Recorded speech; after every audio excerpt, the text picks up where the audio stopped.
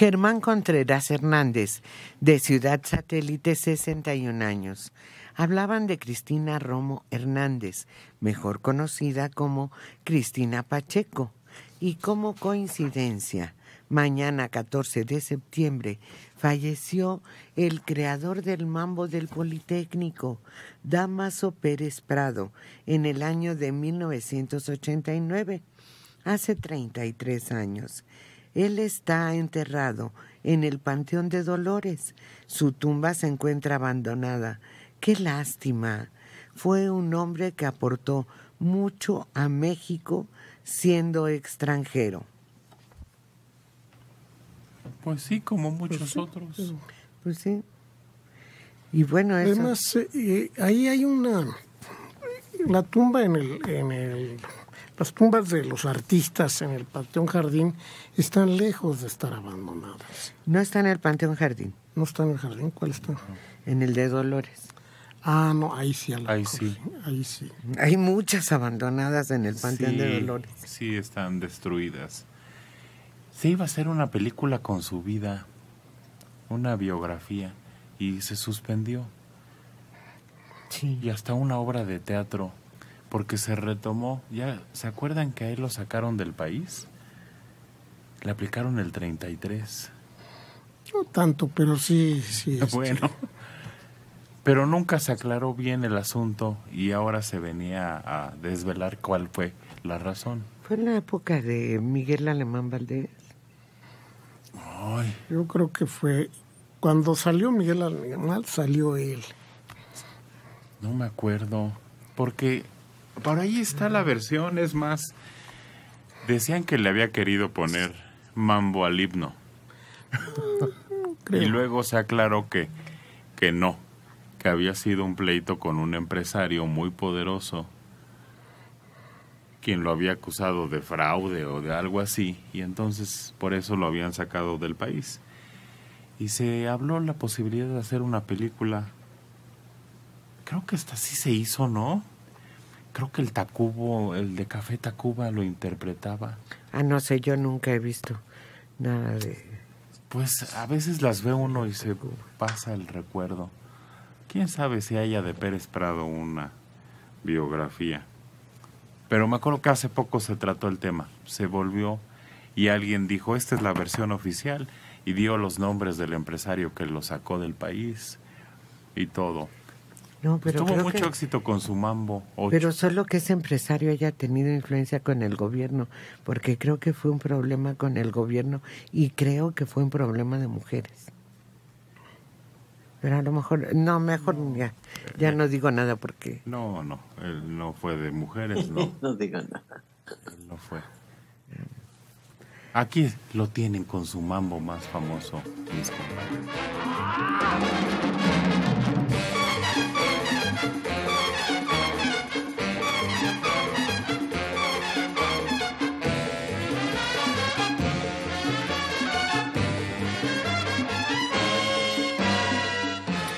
Al taxista también, ¿cómo sonó el del taxista? El de ruletero. Ah, porque era ruletero entonces. ¿Así es como se llama? A ver, compañeros, ruletero. No, todavía no. Con R, todavía dice Mario. Están escasos.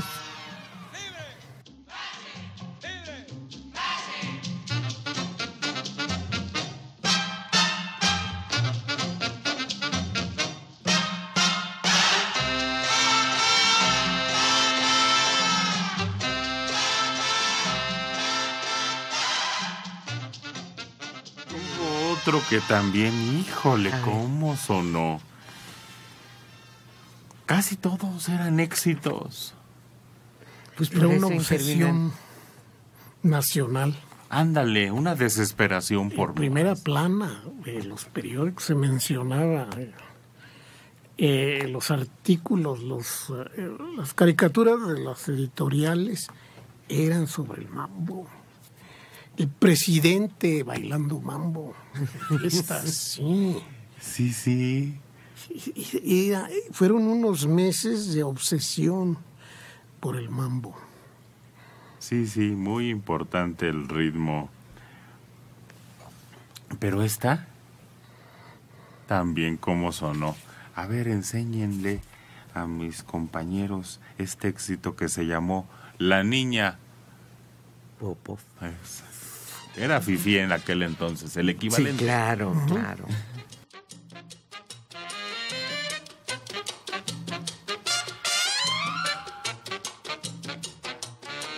Aquí me están dando, miren, la duda fue despejada por Iván Restrepo, amigo del rey del mambo.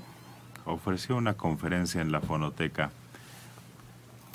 En ese entonces, por eso me acuerdo, la invitada de honor fue María Victoria. Nuestra querida María Victoria, que también era amiga de este pianista, compositor, arreglista.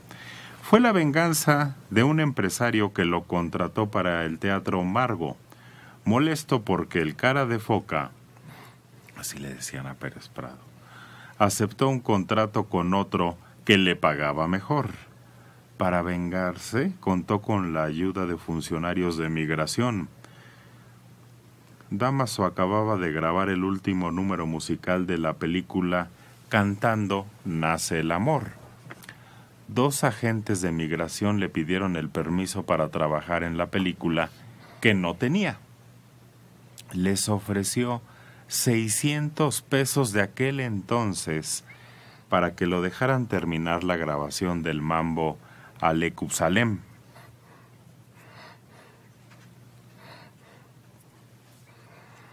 A ver, en la RCA lo hizo el pianista Memo Salamanca, quien también fue expulsado por soborno y por adeudar la renta de su casero. Tardó 11 años en regresar. En una comida en casa de María, le dijo al presidente Adolfo López Mateos que la expulsión de Pérez Prado había sido una injusticia. Su único delito era ser felices con su música a millones de mexicanos, y que el compositor llevaba años deseando regresar a México. Por arte de magia, todos sus delitos desaparecieron. El 31 de agosto de 1964 fue autorizado para regresar a México.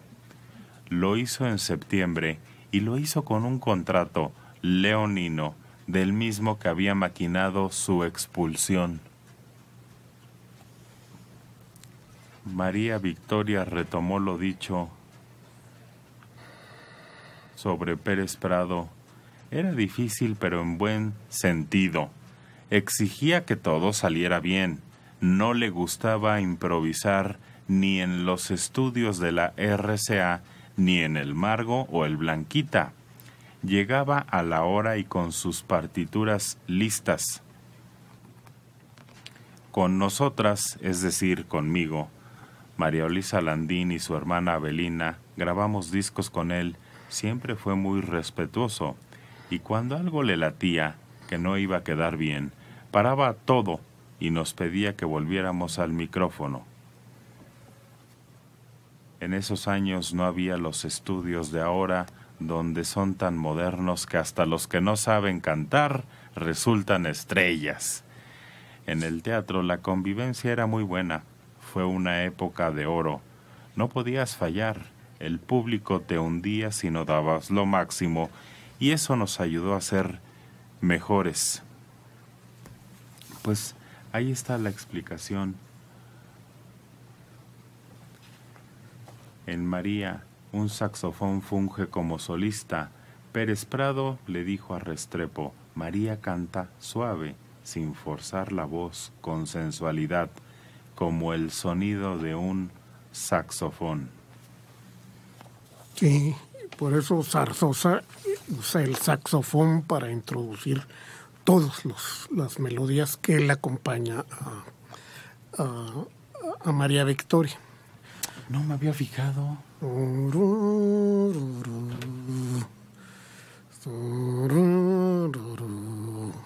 Siempre por ahí, algo así.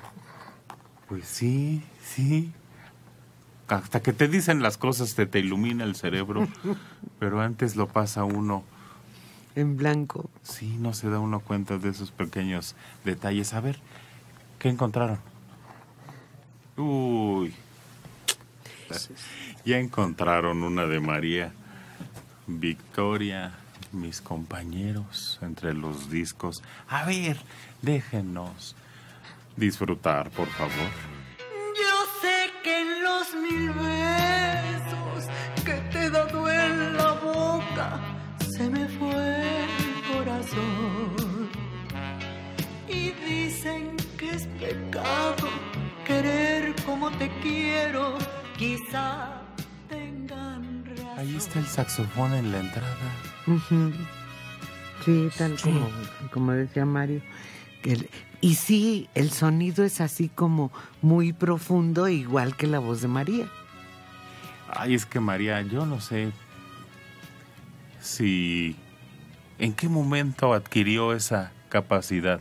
Si lo hizo consciente o es algo natural. No, yo creo que es algo natural. Si la oyes, no se ve que sea una voz que le hayan acomodado. Es su ¿Así voz platica? muy natural. Así platica. ¿En su casa sí da órdenes a la criada? Sí, sí tiene una voz en un tono como profundo, como bajo. No, a mí me da la impresión de una voz muy dulce y creo que ese estilo de pujidito a la hora de cantar, pues es algo muy natural en ella, forma parte de su personalidad. Y en su casa, pues no me da esa impresión que tenga la voz gruesa, fuerte. Al contrario, pero bueno, es cuestión de percepción. Es su sensualidad proyectada en la voz. Es que parece que lo hubiera planeado, parece que se hubiera propuesto hacerlo así para desestabilizar los oídos masculinos. Pero Adela, que sí ha platicado en repetidas ocasiones con ella, por eso le pregunto. Pero en íntimo, en corto. Pero además, si escuchamos algunas de las charlas que están grabadas con Héctor, María y Héctor, te darás cuenta pero que no es lo mismo, porque ahí es una entrevista y entonces ella está en el personaje. Por eso pregunto en su casa, en la intimidad, donde nadie la ve. No, si tú estás parado en un medio y ella con tantas tablas, no se sale ni un... Pero yo creo que sí, yo después de haberla escuchado en lo privado, sí, yo creo que su voz es así como profunda, como... Más pozolito, como dirá, o qué es pozole, ¿no? Lo que hace. Pozole, sí. Ah, pues eso. Aquí la tienen en otra, donde todavía no se muere. Todavía no me muero para dejar de adorarte. Cada día más y más te quiero y no he podido olvidarte. José Esteban Sánchez Villarroel, de Ozumba, 77 años. Al señor Pérez Prado le decían cara de foca. ¿Ustedes sabrán por qué? ¿No le ha visto la cara en fotografías? No tenía cuello. Por eso parecía foca. No, además usaban... unos cuellos altos, con unos... como cuello ortopédico parecía. Sí, sí. Los mandados a hacer porque no las venden así. Sí, los cuellos de la camisa eran súper altos.